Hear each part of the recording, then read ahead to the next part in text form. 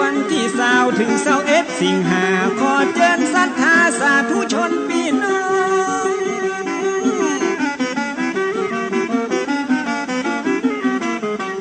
เชิญเจ้าพุทธกู้หนแห่งห้องมาวัดวังสิงคำมาสร้างบุญกุศล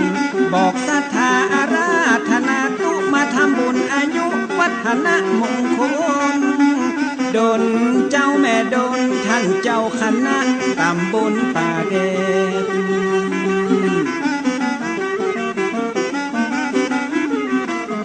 พระครูวิสิทธิ์ศีลาภรณ์อายุวัฒนะมงคล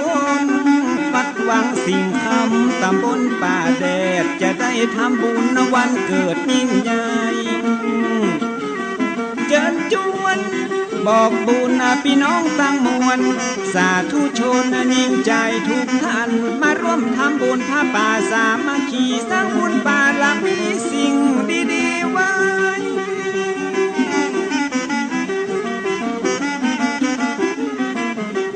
ตันผ้าป่ากองน้อยกองใหญ่มีไว้3 กองตัวกันกองเงิน999 บาทบ่ฮือวิทย์บ่ฮือขาดแถมบาทจะถึงปาน2 กองทองกองละ 9,999 บาท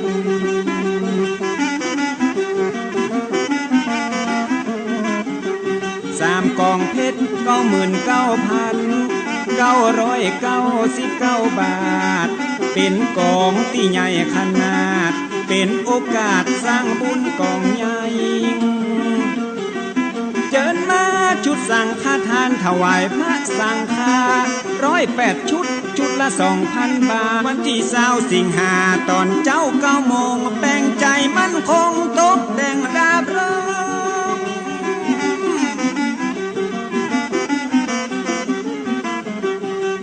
ตอนบ่ายแปลงใจนอบน้อมศรัทธามากพร้อมก็น้อมมือประสานมีพิธีทำบุญอุทิศทักษิณานุปทานมีพิธีสะเดาะเคราะห์ภัยมารนพเคราะห์ตั้งเก่าตั้งใหม่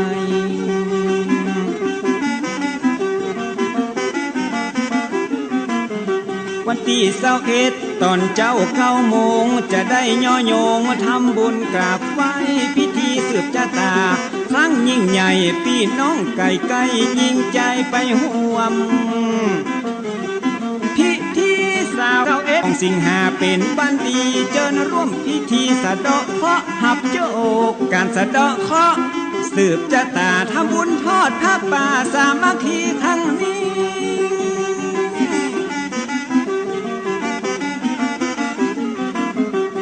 นำปัจจัยตั้งหมดที่นี่จะตั้งกองทุนบ่เอาไปที่ไหนกองทุนนี้ที่วิสิทธิ์ศีลาภรณ์อยู่ในบวรศาสนาต่อไปเพื่อเผยแผ่ศาสนาเรื่องไรพัฒนาวัดวาฮือเจริญเป็นแบบอย่าง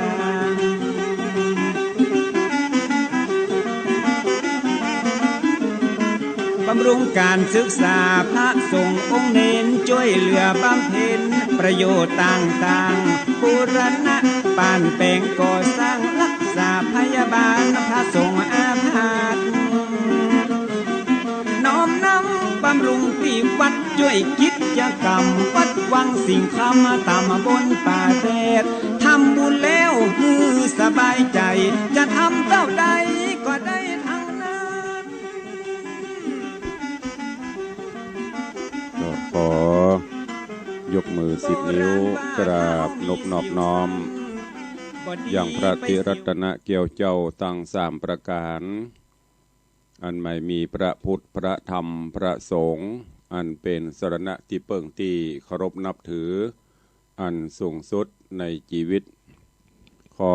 กราบคารวะแตบไตไวสาปุญญาปารมีธรรมพระมหาเถรานุเถระเจ้าคณะพระสังฆาธิการภิกขุสงฆ์สามเณรจุตนจุองค์โดยความเคารพ ก็ขอเจริญสุขเจริญปอนญาติโยมสาธุชนตินจองห้องวัดจุหนุ่มเท่าใจยิง ขอน้อมต้อนรับทุกท่านเข้าสู่รายการมรดกธรรมกำเมืองต่างสถานีวิทยุกระจายเสียงพระพุทธศาสนาแห่งชาติและสังคมคลื่นเพื่อการศึกษาพระพุทธศาสนาและวัฒนธรรม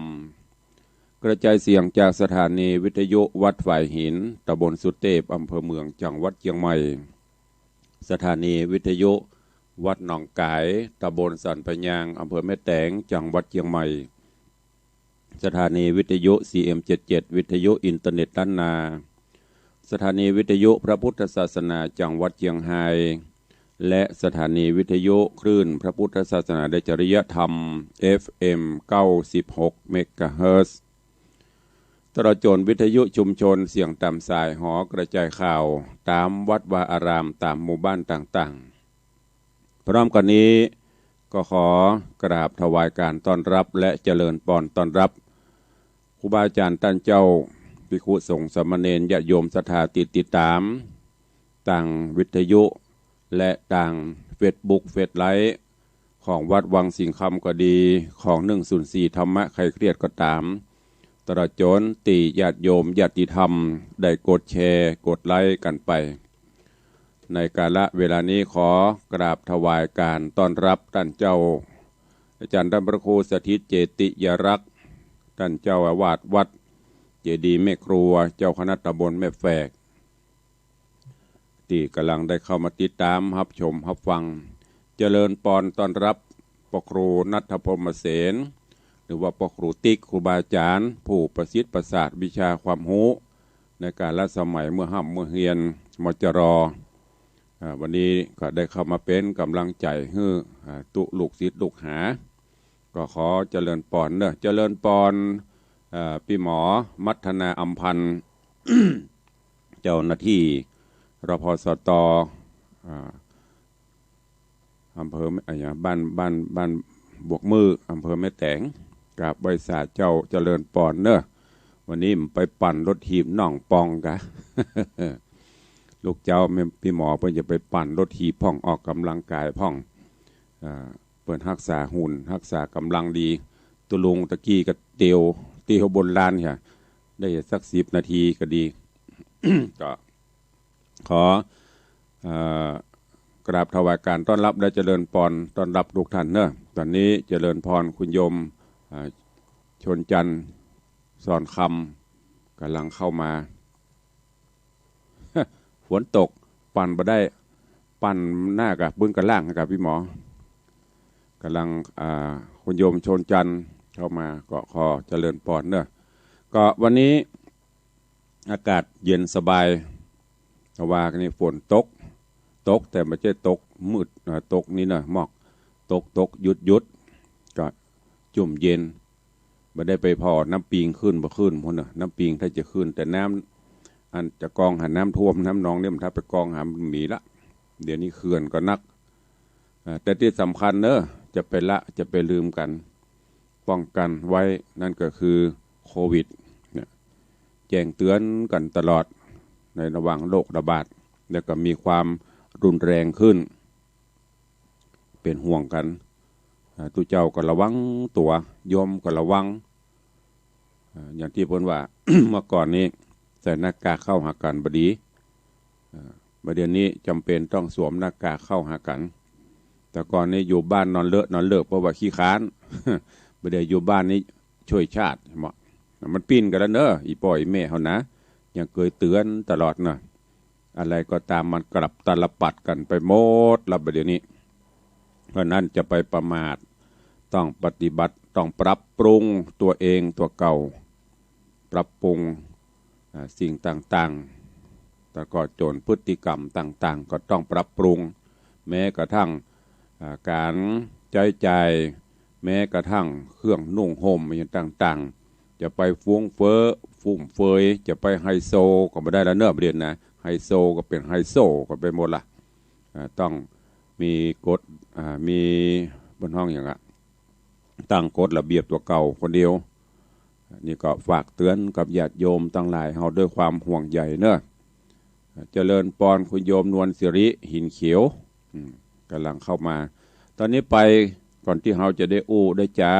กันก็ยกยอดไปอู้จาประสานหน้าใหม่เนาะดังที่ได้ปฏิบัติมาก็ฟังน้ำฟังธรรมกันก่อนแล้วก็ได้รายการก็ก้อยมาปบมาป้ามาอูมาจากันครูบาอาจารย์ญาติโยมที่ติดตามตังเฟซบุ๊กเฟซไลค์ก็มีอันใดก็คอมเมนต์พิมพ์ลงไปได้เนอะจากเบิร์ดเตะจบก็จะได้ไปเปิดพอภัยเข้ามาชมพ่องภัยเข้ามาเป็นกำลังใจพ่องก็ขอกราบขอบพระคุณตัวเองพระธรรมเทศนาที่ได้น้อมนำมาเทศนาก็กำลังผ่านไป1 ผูก 1 ตอนในเรื่องของนางมโนราปิ่นแก้วนางมโนราปิ่นแก้วจำชื่อตัวเนอะจะตุลงฟังตุลงเทศละม้วนกองย้อนถามเรื่องอย่างอีแม่ก็ลืมไปละกำลังฟังจบนะและการยังบ่เสี่ยงเตื้อกำลังเย่เล่นไปได้นะลืมตุลงเทศเรื่องนางมโนราปิ่นแก้วฟังและจำตัวเจริญขอถวายการต้อนรับท่านเจ้าสิทธิชัยเนอะแต่ว่าวันชื่นหันเปิ้นไปไหวอย่างก็พระบาทสีหอยป้อบ่เนาะตุลุงไปแอวตะกันบ่ ไปไหวพระธาตุก็อนุโมทนาก็ขอบุญกุศลด้วยกันเนอะมโนราปิ่นแก้วเป็นเรื่องราวที่พระพุทธเจ้าได้ยกเอาเรื่องราวในอดีตการวันนี้ก็ขอสรุปในตอนที่แล้วตอนแรกให้ฟังเนอะก็เดี๋ยวจะลืมพระพุทธเจ้าได้ยกเอาเรื่องราวของมีตู้เจ้าตัวหนึ่งไปบิณฑบาตการเป็นกิจของสงฆ์เที่ยวบิณฑบาตเป็นวัดนุ่งห่มผ้าบางสกุลเป็นวัดสัญญาดองโดยน้ำมูดเน่า วันนี้เป็นต้นในกรณียกิจที่พระเจ้าประสงค์จะต้องปฏิบัติตู้เจ้าตัวนี้ก็เหมือนกันตื่นเจ้ามากระทำกิจต่างๆแล้ว กวาดลานวัดเพียวลานบาเสร็จแล้วก็บิณฑบาตไปบิณฑบาตปรากฏว่าไปมีสาวน้อยคนหนึ่งบัจเจน้อยจิดิตนะหมอกสาวพิลีพ่อล่อเนี่ยตัวแม่ยิงคนนี้กับเห็นแม่ยิงสาวที่งามก็ใส่บาตรเสร็จตู้เจ้าหนุ่มตัวนี้ก็ได้เข้าบาตรแล้วก็ฮื้อปอนเสร็จแล้วก็ปิกมาแผ่ววัดเป็นอันบัดทำกิจอย่างอื่นละบ่ไหวพระเจ้าไปอย่างละนอนงอล่องง่อง หมู่ตู้เจ้าทั้งหลายเบื่อนฝูงสหธรรมิกหันใส่ก็ปกติเปิ้นนี่ไม่ใช่นี่ต้องปฏิบัติกิจสงฆ์กวาดลานวัดเพียวลานเจดีย์ไหว้พระสวดมนต์ต่างๆมาหนนี้อย่ามานอนงอล่องง่องบ่ลั่งเฮกะอย่า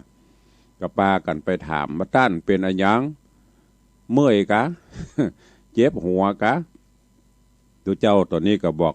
บ่ได้เป็นอย่างสักอย่างอะแต่ว่ามันวิวใจแต่เจ้าไปบิณฑบาตปรากฏว่ามีไม่ยิงคนหนึ่งสาวงามคนหนึ่งอีเตอใส่เข้าบาตรมา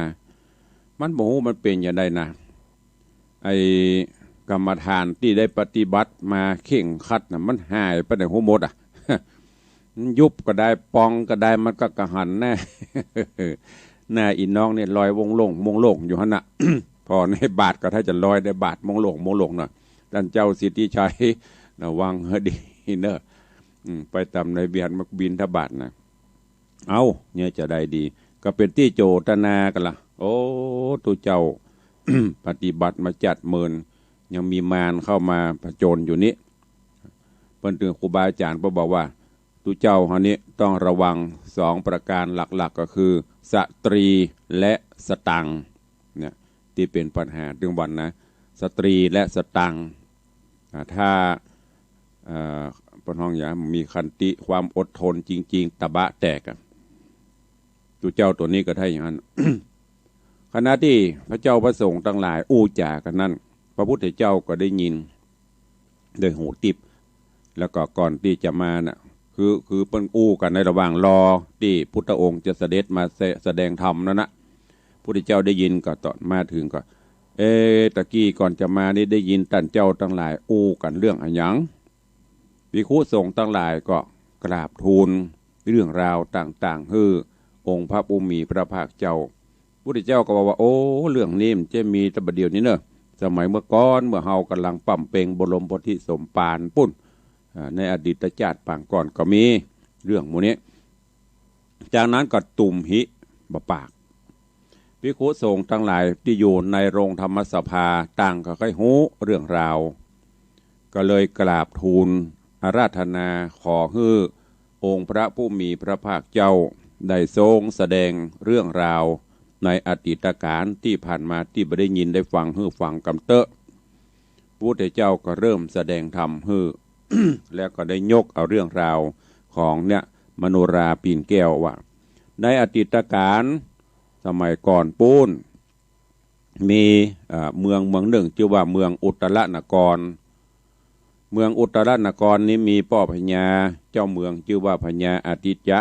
วงศาปกครองบ้านปกครองเมืองกับนางจันตะเทวีที่เมืองอุตรนครบ้านเมืองก็สงบสุขร่มเย็นประกอบกับเจ้าบ้านเจ้าเมืองก็มีศีลมีธรรมสงเคราะห์อนุเคราะห์ช่วยเหลือเอื้อเฟื้อเผื่อแผ่ซึ่งกันและกันยามบ้านเมืองตกทุกข์ได้ยากก็ช่วยกันอย่างเมืองไทยเขาเดี๋ยวนี้ไผมีก็ช่วยกันไปเปิ้นขาดอันใดขาดถุงมือก็ขาดอันชุดหมอก็อย่างก็ช่วยกันไปทาง เจ้าฟ้ามหากษัตริย์เปิ้นก็พระราชทานเครื่องรถตรวจก้าอย่างเนี้ยเหมือนยะมีความสุขกันแล้วก็ในขณะนั้นโพธิสัตว์เจ้าผู้ที่จะหมดบุญจากสวงสวรรค์ชั้นฟ้าหรือว่าพระพุทธเจ้าเขาเนี่ยจะได้ลงมาจุติที่เมืองมนุษย์ก็ได้เล็งหันเล็งพ่อแม่ผู้มีบุญก็คือได้หันเนี่ยอติจะวงศากับจันตะเทวีเนี่ยเป็นผู้เหมาะสมที่จะเป็นพ่อเป็นแม่เป็นผู้เหมาะสมที่จะมาปฏิสนในต้องซึ่งประกอบกับตัวเก่าจะหมดบุญจากสวงสวรรค์ชั้นฟ้าเพราะสังเกตได้ดอกไม้ประจำตัวก็เหี่ยวก็แห้งลงไปก็เลยเล็งพอ แล้วก็จะได้ลงมาจุติในต้องของจันตะเทวีขณะนั้นจันตะเทวีนอนบรรทมอยู่ก็ฝันขึ้นตอนที่แล้วมาถึงที่นี่วันนี้จะเป็นจะใดเรื่องราวจะเป็นจะใดติดตามในตอนต่อไปของเรื่องนางมโนราปีนแก้วนิยายธรรมหรือว่าวรรณกรรมธรรมพื้นเมืองเขาเด้อเจริญปอนท่านโยมเนี่ยยุทธนาพี่อายุทธนาจ้างซออันนี้ก็สวรรค์จะฮือห้ามแตนตุลุงนะมูจ้างซอนี่เพิ่นจะแกว่นจะเก่งเกี่ยวกับเรื่องหมู่นี้ แล้วก็เจริญปอนโยมปีอัญชลีคำกิติกำลังเข้ามาเนอะตอนนี้ไปก็ติดตามรับฟังพระธรรมเทศนามโนราปีนแก้วในผูกทวนที่2เป็นลำดับไปณโอกาสบัดนี้ ต้องขอสุมหาเนอะแฮมเจือยามเจ้าอากาศมันอึมครึมน้ำฮ้อนเครื่องไปหลายแก้วละเครื่องมันบ่ฮ้อนเด้อถ้าเตะไปเครื่องนี้เครื่องมันฮ้อนจะดีขึ้นเชิญทุกท่านตั้งอกตั้งใจฟังธรรมเทศนาเด้อนะโมตัสสะภะคะวะโตอะระหะโตสัมมาสัมพุทธัสสะสัทธะโบฟังลาโสตุจนะสัพปุริสะตังหลาย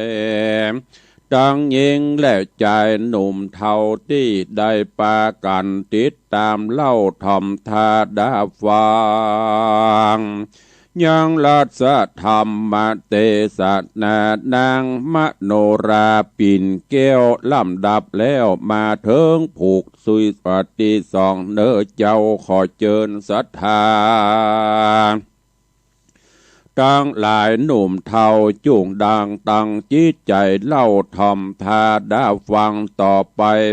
นานี้และนา สาหารติญาส่วนวาดนางเตวีหน่อยนาดนอนในภาษาดใสสียามร้อยตรีเตี้ยงคอนนางน้อยอ่อนก็มาฝันหานปูนอาสาจันหลายแหล่นางฝันว่าอาทิตย์แผ่รัศมีใสงามดีส่องแจงไปทั่วแห่งโลกามนุษย์สาตัวดาวต่างห้องเศร้าเนืองนันแล้วก็ปากันก้มกล่าวไว้อาทิตย์นั้นเราจุโคนแล้วพระอาทิตย์ก็วนไปไขว้หายเข้าป่าไม้ดงรีได้7 ปีเป็นหมอกจิงปีกปอกขึ้นมานางบุญหนาน้อยนาดนอนในภาษาดหอจันแล้วลับแล้วฝันหยาบยุงลวดสะดุงแล้วตื่นบ่แจงจื้นหอระทายรีบเลี้ยวไว้ล้างหน้าแล้วก็ไปหาเจ้าฟ้าผัวควันไข่กำฝันนั้นเราบอกดันเต้าเจ้าตำเมเต้าปุริยศอาจฟังนางนาดไข่จะพิจารณาดูเหตุจะเกิดอาเพศเครื่องขีหรือเป็นดีไปนาตนเจ้าฟ้าผาปาลายินสังกาแต่เล่าจริงเรียกอำมาตย์เก้าหมอตวายมาตำนายตวายดูเหตุเฮือแจงเจตสังกากันมโหรามาฮอดกอบไว้ตอดยอดหอคำเอาเป็นคำไว้ว่องขีดเป็นจ้องไปมาด้วยเลขโหราแต่ไทยเอา108ใส่เอา3 หารตามตำนานแต่เก้าอำมาตย์เท่าหมอดไว้ก็หูดังมา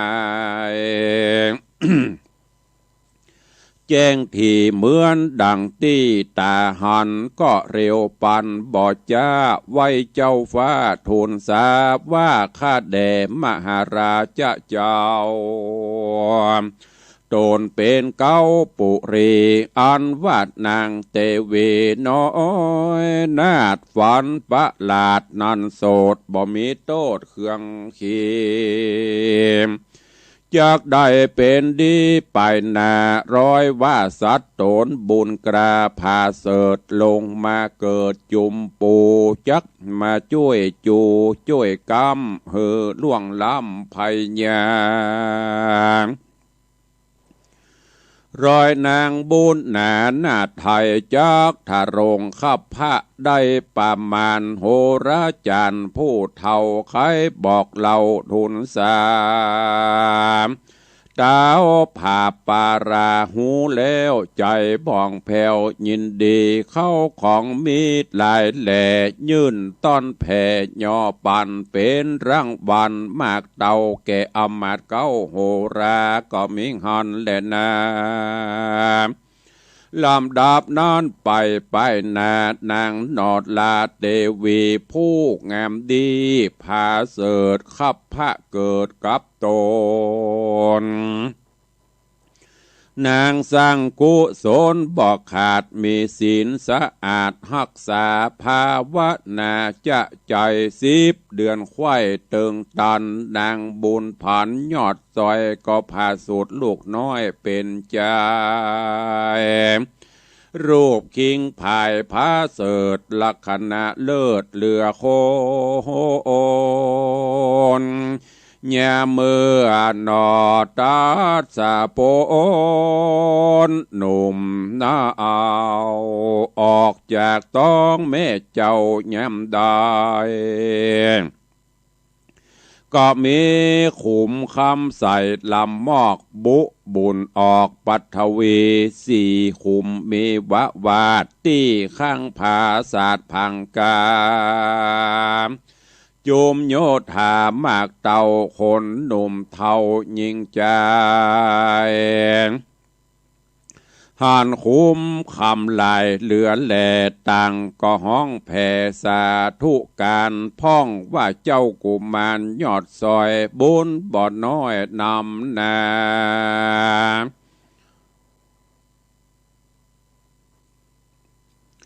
พงเกิดมาแต่กี่ก็มีบอกคำนี้ตัวตามซ้ำมีรูปงามบ่เศร้าพ่องก็ว่าเจ้ากุมารเตี้ยงมีสมปันมากกวังบ่อาจอังกันนา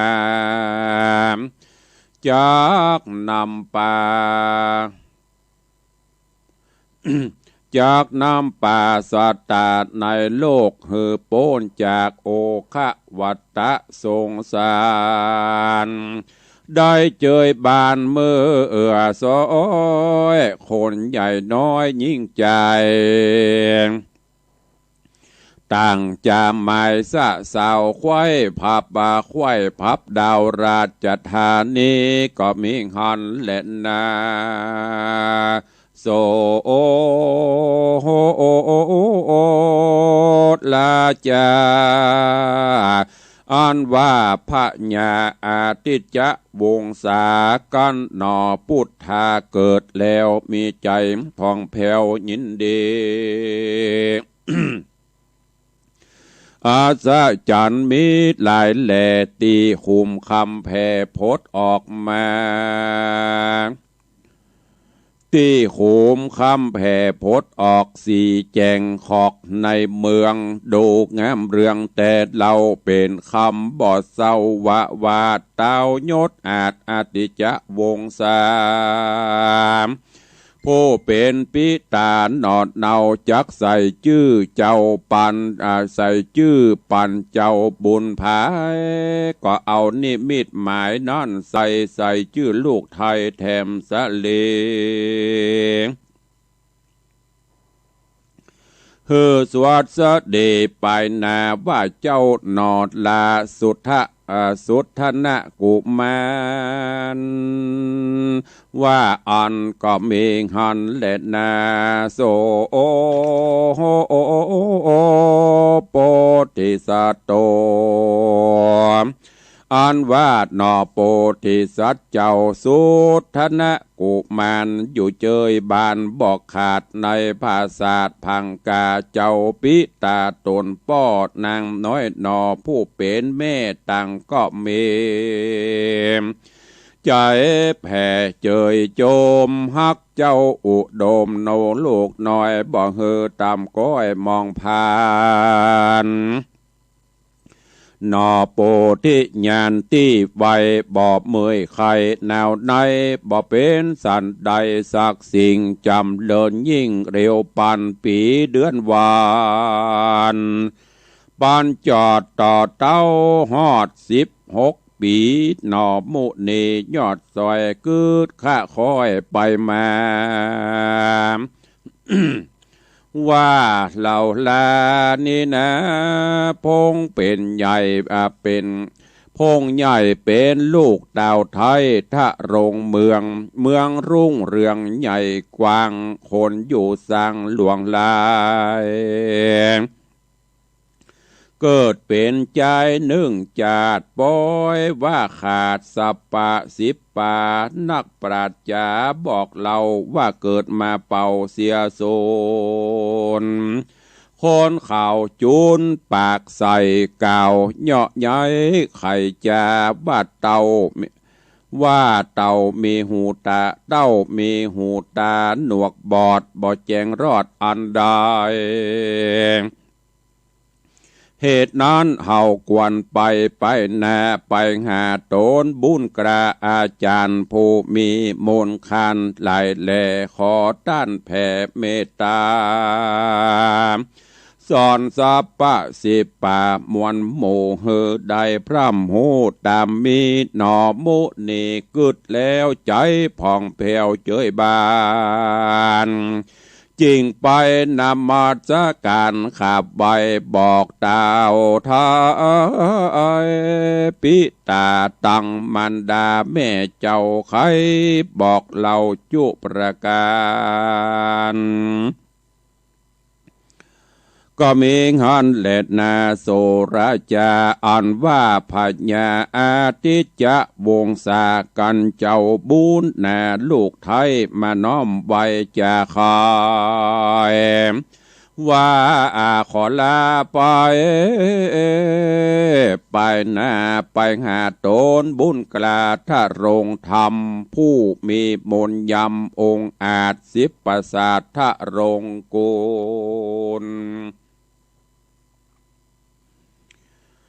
เพื่อเฮือโน้นเตรียมตมบ่เฮือตกลุ่มเครื่องขี่เต้าปุรีผู้เป็นป้อกึดสืบต่อไปยาวขานิ่งสาวต่อถอยว่าคนใหญ่น้อยยิ่งใจมีหลวงหลายโลกไตการบ่มีพญาไว้กับตนมักลงเมาบนถอยจ้าไปต่างบาปกลานาพ้องจะราแก่เท่าหุมแต่ต่างเล่าต่างกินใจเมาวินจองหอยไปต่างถอยตึงวานการปันทะนันหน่อยใหญ่เอาตังโจรไก่มากสกาตังสัปปะนาตังเล่นบ่วางเว้นอันใด เจ้ามีใจจื้นโสโลงลิงโลยินดีหันนารีสาวน้อยมักกล่าวถอยไข่จามพระลิญาน้อยใหญ่ยกกิ้วยักกิ้วใส่ตัวไปกันนั่งใดตอบตาหรือจ่าแจ้งดาไข่ปานเท่าว่าซ้ำมีใจมันจื้นสู่บ่หอนหูเถิงตัวมีหูตามัวผมงอกเขี้ยวฟันออกกลางยันเนื้อหนังเป็นปานพับไข้จะลาไล่ตามหลังเป็นตุกขังจ่องหอยได้ตามก้อยเครื่องกาตั้งวัดว่าบอกเขาบอกอายลูกเต่าเล่นลานเกิดมาเมินนานเป่าวังบ่ได้สร้างตั้งบุญสร้างแต่บาปนูนจะใจอันจักฮือได้เครื่องขี่การตายนี้มวยมั่งจากโลกกว้างนอบเมืองคนยอมเอาโตนาไปเกิดในนรกเดือดอาบาหาเป็นทุกข์หลายบอกขาดย้อนประมาทลาสาเนนาบ่มีพระญาจ่องหอยจริงบ่หูต่างถอยต่างดีเต้าปุรียศใหญ่ป้อพระที่ไว้บุญนาเปจารณาทวนทีก็หันแม่นตี้ตามธรรมจริงไข่กรรมตานต่อซึ่งเจ้าน้อยนอบุตาว่าดูราเจ้าบุญแหนนอไทยเจ้ามักไฟประสงค์ใครเดินดงปากวังข้ามตาตั้งดงนาไปสะแหวงหาเสาะสอดเปื่อเหียนเอายอดสิบปกุลอันจักนุนทรงยูเฮอใดอยู่สวัสดีเฮอเจ้าปุรีใหญ่หน่อยได้จื่นจ้อยไปลูนย้ำเป็นขุนแตนป้อสร้างสืบต่อหอจานป้อก็หันเป็นแก่นถูกตัดแม่นกองดีว่าคงปุรีเฮานี้แต่ก่อนกี้นานไกลบ่มีภัยหนุ่มท้าเอา หูแบบเบาโจบทองหูยังกองวิเศษสัตรเปตมนยาเจ้าผาธนาครอยเอดายยังสับปะไข่มนยำอันจักนำไปสู่หือได้อยู่เจยบานสุขสำราญไปนาบอดำจ้าเครื่องกาจูงสะแหวงหาเสาะไซหาพระที่ไวบุญมีอันมีวิชาดีวิเศษสัตรเปตดามนยานเมอานันบ่อร้ายกันได้เฮียนใดดังไม้จุ่งพันภายปิกปอกไม้หน้าออกขึ้นมาปอดนี้นะแก่แล้วหวังเปิ้งลูกแก้วใจเดียวอันเป็นเกี่ยวจองก้องในแห่งห้องหัวใจเจ้าจักไปนาเตียวด้านป่าดงรีอย่าเครื่องขี้เอามาอย่าได้เมื่อยไข้หนาวในโรคาภัยพญาตอย่ามาปาดสันดานอยู่สำราญค่ำเจ้า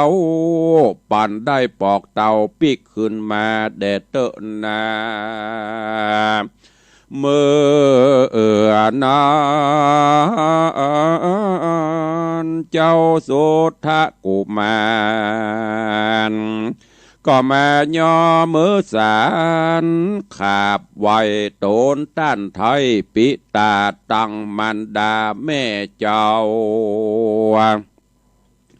กรบทวนเล่าสามตีเอาดาบดีดำเกวงามเลิศแล้วสลีกันใจตั้งครัวบายเครื่องใจมีพร้อมไข่หลายอันแล้วภายผ่านย้ายบาทลงผาสัตว์บัดเดียว แล้วรีบเร็วกลาพรากออกไปจากเวียงใจเข้าดงไพรบ่จ้าเอาซื่อหน้าเป็นหมายเตียวพันภายจะใจดันป่าไม้ดงดอยก็มีหันเล็ดนา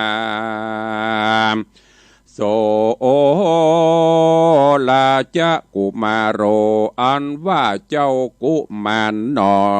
อันว่าเจ้านอเน่ากุมารลูกเต้าผู้บานโยดยาวผ้าแผ่นดาวปารากันไกลกลาดละพรากออกไปจากอุตรนครเข้าดงดอนป่าไม้ข้ามดอยใหญ่หินผาเทวดามวลหมู่อันมีอยู่ดงตันก็ปากันพอเฝ้ายังหนอพระเจ้าพุทธาเพื่อบ่ฮื้อเครื่องกาต่ำก้อยสัตว์ใหญ่น้อยดงรามมีหลายล้ำปากกวางกือแรดจ้างเสือหมีราชสีควายป่ากระติงล่าโซนสาหล้างตัวหานหยาบให้กันคนเตียวผ่านกายมันย่อมหมายกับกว่าลากเข้าป่าไปกินส่วนนอดนรินหนุ่มเดาดันป่าเศร้าดงแหนซอดนาหน่อยใหญ่เขาหันใส่ยังจะเอาบนบ่อเศร้าหนอมุนีก็ปากันหนีบ่จะหนีเข้าป่าหายป่านกในไพรเป็นหมู่บินสะสู่สะสนพ่องอยู่บนปลายไม้พ่องบินไล่เลยกันดอกหลายพันป่ากวางมีมากอ่างเหลือลายพ้องออกดอกย้ายห้อยย้อยมีบอดน้อยหลายสีกันทะมีหลายแหล่มีจุแง่ดงดอนฟูงพระมอนมินเพิงจับกิ่งเนื่องไก่ตาไป ปาการมาใส่สอดเสาะเอาอย่างยอดเกสรได้แล้วจอนคืนสู่ที่อยู่รังมานนอพระจอมธรรมยศใหญ่ด้านป่าไม้ดงไพรฮอดค่ำไหนก็ย่างจอดหันแจ้งแล้วก็ดันดงเรลูกไม้มีหมากเต่าเกิบหมากเต่าแต่งลายหมากนมควายกล้วยอ้อยขนุนห้อยจามลำกล้วยตีบคำเหลืองอ่อนมีจุบอนดงดานนอโปธิญาณหนุ่มเต่าเกิดเก็บกินตังเขาเตียวตังด้านดงขวางบ่อจอดต่อเต่ารอดหนองน้ำใส่ลำหันสายจิงพันพาลงอาบเฮือฉลาบกาญาแล้วไกลกลับบ่อจ้าเตียวด้านป่าดงรี1 เดือนมีเป็นมอกก็โพดออกไพรโซนรอดเมืองคนใหญ่กว้างมีชื่ออ้างว่าตักกะศีลาก็มีหันแลนามือนั้นนอโปธิสัตว์เจ้าหันคนหนุ่มเทายิงใจ เตียวผ่านภายสะสู่อยู่เป็นหมู่โซนสารพ่องไปการปอกเตาพ่องเข้าป่าเศร้าหาลัวบางพ่องจุงงัวจุงแม่พ่องหาบแง่พักไม้ต่างก็เตียวไตต่างมาหนอพุทธาเจียงเจ้าเตียวไตเต่าพันพายจอมยิงใจมวลหมู่เข้ามาสู่เวียงใจแยมตาวันใสตกต่ำนกน้อยพร่ำหากรนอผู้ถอนหนุ่มเนาก็ไปรอดสำนักเจ้าอาจารย์ผู้จำนานจบจอดยังมนยอดสัปปะสิปาก็มีหันแลนาเนติตังขีญะสังวันนาวิเศษจาห้องเหตุธรรมเทศนานางมโนราปิ่นแก้วผูกที่2ตอนที่1ก็บังโกมโสมเรศเดช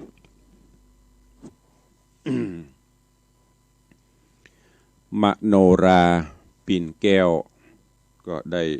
จบลงไปแหมตอน1ในผูกที่2ในแต่ละตอนแต่ละผูกก็มีความยาวเนอะก็ในตอนนี้ขอเจริญปอนต้อนรับยมปีจงรักแล้วก็ถวายการต้อนรับตุลูกตุหลานตุปีเบ็ดวัดต้นเพิ่งแม่สลาบไปเข้ามารับชมรับฟังขอบคุณตะกี้พี่น้อยไทยแจ้งมาตั้งหน้าจอบอกว่าเสียงมันสะดุดก็ถ้าจะเป็นบางช่วงเนาะคงจะเกี่ยวกับอินเทอร์เน็ตแต่ตอนนี้ดีมหัวเนอะเพราะว่าเตดไปตัวตากับพ่อไปตัวแต่แก้ไขก็ไม่ได้เพราะมันกำลังเตดอยู่ก็ขอบคุณเนอะที่มีอย่างสัญญาณมันผิดเพี้ยนผิดปกติต่าง Facebook แล้วก็ที่สำคัญจะไปลืมเนอะเมตตาทุกท่านได้กดแชร์ที่หับจากหับฟังก็กดแชร์นิ้วน้อยๆเผยแพร่ทำร่วมกันจะเหมือนท่านได้เตะทำนะส่งไปต่างเปื่อนในกลุ่มจะได้หับทราบหับฟังทำกันถึงวันจากที่เป็นคนบ่เคยฟังน้ำฟังธรรมก็จะได้ฟังน้ำฟังธรรมด้วยกันใหม่ๆนี่อาจจะแวบๆขมากรรมเมื่อมันเข้าก็โอ้ฟังแล้วมันได้นั่นได้นี่ได้สาระโลกเปิ้นก็อาจจะเปิดฟังเนาะก็กดแชร์กันไปแป๊บเดียวบ่ได้มันจะเมินเสี้ยววินาที กดคำว่าสระแอชอช้างรอเรือกระดานอันว่าแชร์แป๊บเดี๋ยวก็ไปในกลุ่มเขาละนี่ก็ขอเมตตาและก็ขอขอบคุณตัวมโนราปิ่นแก้ว เรื่องราวกำลังผ่านไปได้ผูกป่ายเนอะได้ผูกป่ายตึงมดตึงมวลกันมี17ผูกกันเนอะปุ่นนะเพอได้เขาก่อนเข้าภาษาหรือเพอลามเข้าภาษาปุ่นมโหภายฟังแล้วก็จอมกันทำตัวเห็นเนอะยุคโควิดนะไว้ซื้อไข่พ่อง ไว้ซื้อไข่พ่องซื้อผักบุ้งพ่องซื้อผักปังพ่องกินส้มพ่องนะบรรนักบรรณาก็กันละ20 บาท20 บาทใส่เข้าไปอันนี้ก็อู้เล่นไปได้เนอะเสียวกันเล่นยำเจ้าในตอนนี้กำลังมาถึงโพธิสัตว์เจ้าได้จุติลงมาแล้วจากสวงสวรรค์จันฟ้าในตอนที่ผูกที่แล้วก็ได้มาถึงตีเปิ่นกำลังจะเสด็จลงมาตอนนี้เสด็จลงมาประสูติการหรือว่ามาเกิดในต้องของจันตะเทวีแล้วก็ถึงกาลเวลาตั้งแต่ยำฝันยำอย่างหมอหัวลาพ้นกับมาตายให้หมดละก็เดี๋ยววันพุธก็สรุปให้ฟังเพราะว่าถ้าสรุปวันนี้เดี๋ยวพรุ่งนี้ลืม เป็นโรคลืมเพราะมันเจตุลุงเทศคนเดียวหรอจะฟังตุลุงคนเดียวหรอก็เดี๋ยวตุลุงจบก็ไปฟังตนอื่นฟังคนอื่นก็เอาละไปตั้งหน้าติกละตั้งหลังเป็นยอมแย่เอาตั้งหน้าเป็นไปลืมละจำไม่ได้มันหลาย ก็เอาไว้เดี๋ยววันพุธจะสรุปให้ฟังวันนี้ก็เข้าสู่โหมดตักตายอูจาภาษาหน้าใหม่โยมปีจงรักไทยใส่ขอันอย่างก็ตุเจ้ามาบิณฑบาตแล้วเนาะถ้ามีที่ใส่ก็ใส่ส่งมาเพชรเนาะส่งมาในวังเพชรแต่ว่าก็จอพักปัง ยุคนี้บิณฑบาตกำได้ไปไหนก็ยิงแถวแวดงอนนี่ประเดี๋ยวนี้อันตรายติ๊กๆนะก็เลยต้องเก็บกักตัวกันแต่ที่วัดมันได้ปิดเนอะมันได้ปิดเพราะว่าปิดเนอะก็ศรัทธาปนมาแต่บางวัดปนปิดละปิดห้ามเข้าห้ามออกแต่ตุลุงบ่ปิดอะไรจะเกิดมันก็เกิดแต่เฮาก็บ่ประมาทเนอะปิดนะใส่หน้ากากใส่อย่างอยู่เดือนหน้านี่ละเนอะอย่างที่ตุลุงได้บอกถามว่าตุลุงจะยี่หยังก็งานวันรวมญาติธรรมรายการมรดกธรรมกับเมืองตุลุงปีที่11งานทำบุญสืบโหราจตาหลวงถวายทานต้นเงินต้นทองต้นเพชรในงานอายุวัฒนะมงคลครบรอบวันเกิดปีนี้ได้เท่าใดปีนี้เดินต่างมาได้58 ปีแล้วก็จะอยู่ต่อไปแหม58 ปีรวมกันแล้วจะได้116 ปี ถึงบ่ถึงว่ะเนี่ยนักเกกันเนาะก็ได้58จะเต็มวันที่21เดือนสิงหานี่ถ้ามันมีโควิดมันมีโรคระบาดเป็นวันรวมญาติธรรมภายที่เคยมาก็จะหูจะหันว่าโอ้ญาติธรรมนักหนาปาป้านนักขึ้นกูปีเต็มกูปีแต่ปีนี้คงจะลดลงหวบหับ เพราะตุลุงบ่ได้มีกัดมีอย่างบอกเนอะปีนี้หูไผ่หูมันตามสถานการณ์ถ้าว่าโรคระบาดมันคลี่คลายไปเปิ้นสามารถปราบกำราบมันได้ไล่มันไปได้ก็จะมีมหรสพมีอย่างถึงตอนนี้เจ้าภาพเจ้าภาพอย่างผมมีละปเลี้ยงธนวัฒน์ยมปีทัศพิชาเอาสตางค์มาฮื้อจากเมื่อปีแล้วติดต่อหมดขืนหมดปีนี้ดูแล้วแต่บุญมาวาสนาแต่ก็บ่ได้ซีเรียสเนอะส่วนญาติโยมที่จะมุทิตาสักการะจะอย่างก็สุดแล้วแต่จะทำบุญอย่างปัจจัยที่เฮาตานถึงแม้จะเป็นยุคโควิดก็จะเพื่อมันวิดไปตานไปนักพ่องน้อยพ่องก็เป็นอย่างบ่ต้องไปซีเรียสกับมันเนอะปัจจัยส่วนนี้เอาไปไหนก็เป็นกองทุนนิธิวิสิทธิ์ศรีลาภรณ์ได้ก่อตั้งขึ้นมาได้10 กว่าปีแต่ละปีเขาก็จะเอาส่วนเนี่ยไปสมทบง่ายๆก็คือของขวัญวันเกิดนี่เถอะมันง่ายดีกูเตือนนี่หอมหยอดถาดหอมทองคำหอมมันนั่นหอมนี้คือหอมวัดแต่อันนี้คือมุทิตาสักการะเป็นกำลังใจวันเกิดทุกเจ้าอีเถอะกันซื่อๆภาษาล้านนากับอย่างก็ค ฟังง่ายเข้าใจง่ายรัฐตุเจ้าไปไหนก็อย่างที่บอกฝากเป็นกองทุนไว้จะซื้อดอกมาปลูกกาจะซื้อสีทาหั่นกาหรือจะเนี่ยอันอย่างในวัดเนี่ยก็จะใจส่วนนี้เอาไปใจเงินส่วนก่อสร้างเขาก็ต้องเก็บไว้เป็นของวัดจะเอามาแตะต้องสุรุ่ยสุร่ายบ่ได้ฉะนั้นก็บอกนำเรียนชี้แจงญาติธรรม FC ทุกท่านเนอะได้รับทราบตัวเองในปีนี้ก็ มีผู้ใจบุญผู้ที่จะมุทิตาเป็นกำลังใจก็ขอขอบคุณอนุโมทนาบุญโยมธนวัฒน์โยมทัศพิชาสุสิงคำร่วมโมทนาถวายตาลต้นเงินต้นทองถวายต้นทองเป็นขวัญเป็นกำลังใจพอเลี้ยงส่งบอกว่ากุฏเตือนนี้หอมวัดอันนี้เป็นกองทุนหอมใจกับตุเจ้าซึ่งร่วมกันถึง2 ท่านก็ปวารณาถวายต้นทองจำนวน6 ต้นเป็นปัจจัย60,000 บาทแต่ว่าได้ยินพอเลี้ยงบอกบันแน่เตเนอร์เพออาจจะเปลี่ยนเป็นต้นละแสนจะเติมให้อยู่ก็แล้วแต่บุญบารมีแล้วแต่จะทรงโปรด แล้วแต่จะเมตตาแล้วก็มีโยมแม่ปราณีพยัคฆ์ไคหพลร่วมโมทนาบุญแถม10,000 บาทก็ขออนุโมทนาบุญเนอะรัตวาขอบคุณเนอะโยมแม่กิมเฮงแซ่เยาโยมแม่กิมเฮงแซ่เยาอันนี้ก็เปิ้นได้มาตานกินมาตานโดยผ่านเอาลูกเปิ้นมาตะวาสุมาเติมปะตุเจ้าออกไปทางนอกได้นำปัจจัยมา 1,200 บาทน้อมทำบุญที่วัดนี่สมทบปิดทองประธาตปิดทองหลวงพ่อพระเจ้าตันใจอุทิศบุญกุศลให้แม่อุ้ยอ้วนอากงเม้งเสียเยาแม่เซงคิมเสียเยาเต็กวาโยมเต็กวาเสกุเสผู้แล้วก็พอเกิดไม่เกิดเจ้ากรรมนายเวรอุทิศไว้ไปหน้าก็ขออนุโมทนาเนอะเอาละเหลือเวลาแถมน้อยเดี๋ยวจะไม่ได้อู้กันเมินแหม5-6 นาทีใครจะอู้จะจ๋าโมทนาบุญอันใดก็เข้ามาได้เนอะ0817836540โอ้โหไอเบียวตกอันดับละประเด็นนี้ แล้วก็หายแซบเขากรีบเมฆไปเลยเจริญปอนไม่เลี้ยง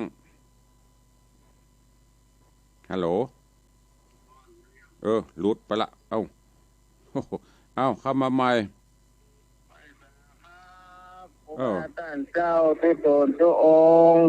สาธุไปสาธุลุงในวัง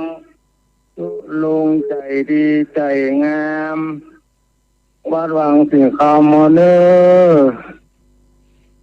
สาธุเอาอุณบารมีวัดวังสิงคำยังเปิดต้อนรับอยู่เนอ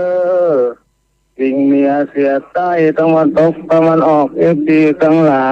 ยมันย่ำมาใจมาตุลุงในวังคือเนื้อครับกำลังรอต้อนรับอยู่ก่อสร้างอยู่เนอไว้สาขาบุญบารมีรักษาท่านตัวนะครับสาธุอนุโมทนาเนอนักสายดีทั้งหลายตัวเนอไว้สาขาพี่น้อยตาน้อยเนอส่งโควิดอัปเนี้ยสาตัวตัวไว้สาขาอนุโมทนาขอบคุณปเลี้ยงเนอสาธุเจริญปอนสายต่อไปไว้สาขาตุลุงครับเจริญปอนตัวลุงเขาได้โอนเงินเขาเหรอโอนเข้าแล้วก็เมินแล้วนี่ปลืมยกเข้าละถ้าใดก็ของปหลวงของ500ให้เข้าแล้วก็เงินดีสาธุอนุโมทนาเนอไว้สาขาขอบคุณโยมปหลวงบินชัยมูลขอบคุณโยมปเลี้ยงธนวัฒน์เนอะโทรมาเป็นกำลังใจถึงวันเจริญปอนสายต่อไป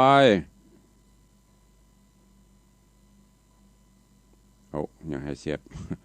เข้ามาเคลียร์มันทำมาได้วันกันกับวันเบิ้งหมด0817836540 ตอนนี้ว่างเว้นละเข้ามาในเฟซตอนนี้ปัทมาแจมโรสาธุอนุโมทนาในทักทายหน้าใหม่อ้าวเจริญพรเสือใต้ตะกี้พอเลี้ยงบอกละชายกลางบอกละได้ยินแล้วอย่าได้ยินแล้วเจ้าไปแน่เจ้าสาธุว่าจะไปตาลต้นทองฝนตกมากค่ะเจ้าบอกว่านะอยู่ในห้องเพื่อนนะพระเจ้าแต่ว่าแมลงนี่โอ้บอกว่าลืมไปแล้วว่าบอกม่วนเนี่ยกันขนาดเลยอ่ะน้องแต่นเงินตรวจบุญหรอนี่บางสิ่งคำมันแห้งปลาแดดไอ้หยาโอ้ตกอย่างแรงเลยน้ำท่วมดีละไม่จันดีกับตกทางกลางเนี่ยมอกม่วนตรงนะเอาสาธุอนุโมทนาไปรายงานนักเด้อเวลามันน้อยเดี๋ยวกันนักอุ้มหน่อยตาอิงก็ดีใจละสาธุเดี๋ยวคนอื่นจะไม่ได้อู้เวลามันน้อยอู้คนน้อยเอาละมูนี้เดือดได้กะเพราะมันเป็นอัน FC แฟนพันธุ์แท้เอาสายต่อไป0817836540เข้ามาเวลาจะหมดแล้วเด้อขอบคุณกำลังใจทุกเสียงทุกสายวันนี้มาครบทีมชายกลางสิงห์เหนือเสือใต้เจริญปอนโอ้ไม่อย่างหายไปเหรอเจริญปอนวนบ้าแม่หญิงหลังถามไว้อยากโทรหาแล้วนั่งใจผ่านมาคุยแล้วอย่างเสียงประมวลวันนี้เขาลูกหวายวันนี้แล้วนอนอยู่กันอ่ะนอนลูกเมินละไปตีเขาแอบมาแต่งละฝนเดือนละฝนตกนักอยู่ก็ยังตกอยู่เลยเจ้ามันตกหยุดนี่มีตกตะวาละตกตะวาตอนนี้ไม่มีดูว่าคดีแบบได้แห้งนะนี่ตะวาเนี่ยการได้อยู่ตกปะค่ำแต่มันมืดตามบ้านเสือใต้บนปัดมันได้ลมมาตอนนี้มันห่างมันละวันว่าอย่างก็เศรษฐีทำบุญฝนตกพอเลี้ยงวานส่งน้ำประทาดกับอันฝนตกอย่างเนี้ยเศรษฐีทำบุญฝนตกอย่าจกทำบุญแดดออกเต็มบุสาธุนะแม่เด้อเจริญพรขอบคุณโยมแม่จันดีสิงห์เหนือวันนี้มาหมดครบทีมสิงห์เหนือเสือใต้ชายกลางชายใหญ่เจริญพรเจ้านมัสการเจ้าว่าแต่ว่าปีนี้แม่ก็ต้องได้ไปมือปีได้ก็ต้องได้ไปเนาะแต่แม่จะส่งตัวแทนไปเด้อไม่เป็นไรใครมาก็ได้ไม่มีปัญหาเนี่ยมาเดี๋ยวนี้กำลังต้องก้มใจเรื่องนั้นนะสถานีวิทยุจะบ่มีดีละการทำกับบะไส้อันยังกับบะไส้ดับกับพ่องก็ดีกะถามใส่การทำละใส่ละ3 บาทนี่ล่ะว่าแต่ว่าดีมันเป็นระบบของตั้งราชการแม่เฮ้ยไปซีเรียสกับมันยุดก็ยุดยุดกับฟังยุดกับฟังตั้ง Facebook ซื้อโทรศัพท์2 เครื่องตุลุงตึงเตะทั้งฟังอยู่เดี๋ยวนี้ก็ยังติ๊กต๊อกเนี่ยมันจะได้เชียร์ไปเชียร์มาเหมือนเปิดนะนั่นน่ะเปลี่ยนฮอมสตาร์มันเด้อเด้อสาธุนมัสการเจ้าเจริญพรสายต่อไปสาครับท่านพระครูคือแม่ครูค้านะครับฟังอยู่เด้อเจริญพรเด้อสาธุครับพระสาครับอนุโมทนาจากแม่ปูคาอีก1 นาทีสุดท้ายสาธุจะไปซีเรียสมันเด้ออย่างแม่อันสีนวลวัดตะเกียอันปุ๊บปีเบิ้ลว่าปีหน้าก่อนนะมันเนี่ยหมู่นักบ่อู้ไปกับบดีเดี๋ยวว่าวิเคราะห์วิจารณ์การบ้านการเมืองอันตรายอะไรจะเกิดก็ปล่อยมันเกิดเนาะเพิ่นว่าสถานีจะปรับปรุงจะยุติจะอย่างนั้นก็เป็นเรื่องของเพิ่นเนาะจะไปเดือดร้อนกับมันมีก็ถ้าบ่มีจะได้ล่ำได้ลากันเด้อวันนี้ตึงนอกตึงในจอก็หลายตั้งนอกก็นักขอบคุณอนุโมทนาบุญเนอะดังส่วนญาติโยมจะร่วมโมทนาบุญจะได้ก็โทรสอบถามได้มาบ่ได้